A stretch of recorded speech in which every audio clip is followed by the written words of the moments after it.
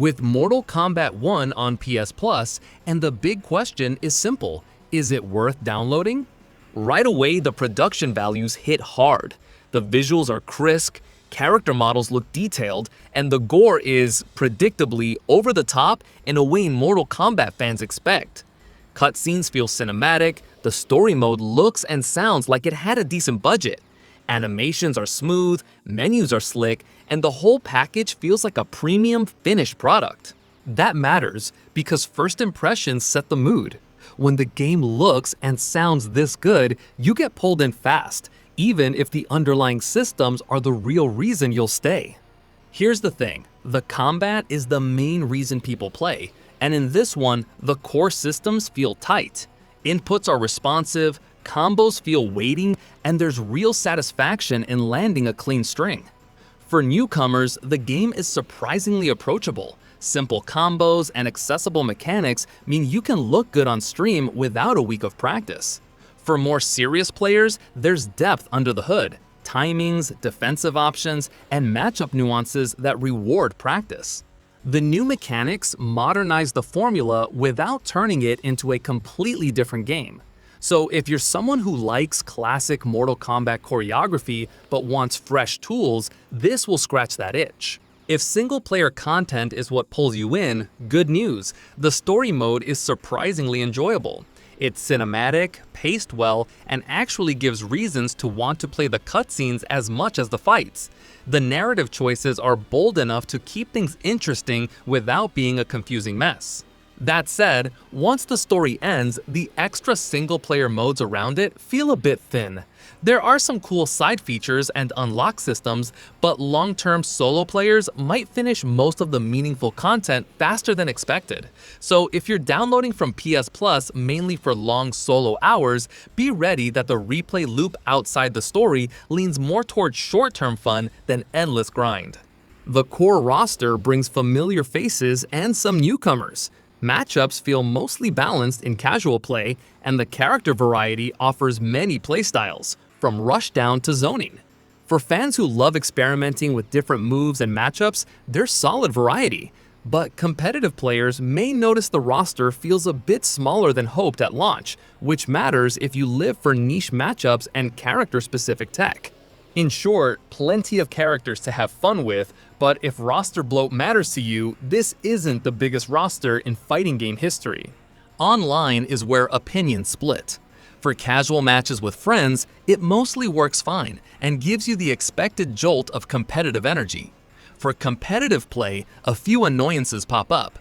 Matchmaking can take time, and some players report inconsistent netcode behavior during peak hours. Patch notes have addressed several balance issues over time, but the online experience still relies on regular updates and active community engagement. If competitive ranked matches are top priority, check recent player feedback and patch notes before committing too hard. If your main goal is casual fun with friends from different cities, the online experience will likely be good enough. Expect balance to shift. That's how modern fighters live. Post-launch patches move the meta. Some characters were more dominant early on and needed tuning, and the devs have been patching. Players who follow the scene will want to stay tuned to the balance chatter. If you like a stable meta that never changes, that's not how this genre works anymore. But if you like the meta to evolve, that's part of the long-term fun. One complaint from the community is the pacing of updates. The game's support is real, but some players wish patches and new content landed faster. On PS Plus, this matters because you're getting the base experience. Keep an eye on the official channels for the most recent fixes. This is the easiest part. If you're already on PS Plus and it's in the game catalog this month, it's worth downloading. For the price of zero extra cash, just your subscription, you get access to the top-tier presentation, tight combat, and the full story mode. It's an easy try-it choice, and if the single-player campaign grabs you, that alone justifies the download. If you're not a PS Plus subscriber and you're thinking of buying the full retail version, consider how much time you'll spend online and how much you value roster depth. For casuals and fans of cinematic fighting campaigns, the base package is solid. For hardcore, competitive players, do the math against other fighters. Balance swings and occasional overpowered tools can be frustrating, especially if you're trying to climb ranks and keep getting caught by the same exploit.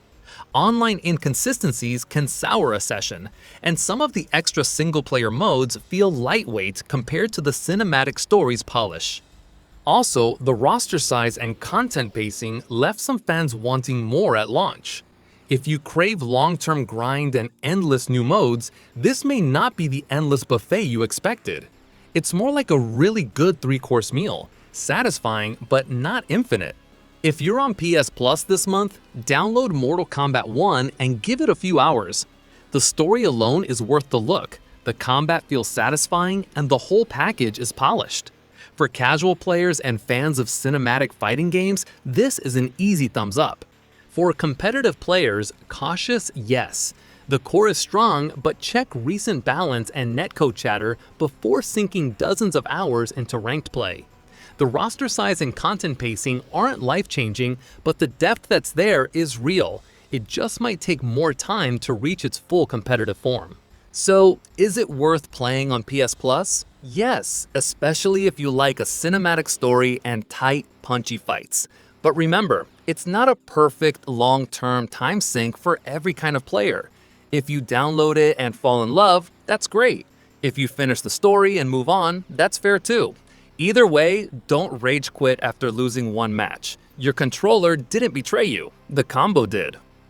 If this helped, hit the like button to make the algorithm think you're a person with excellent taste, and subscribe for more honest game takes.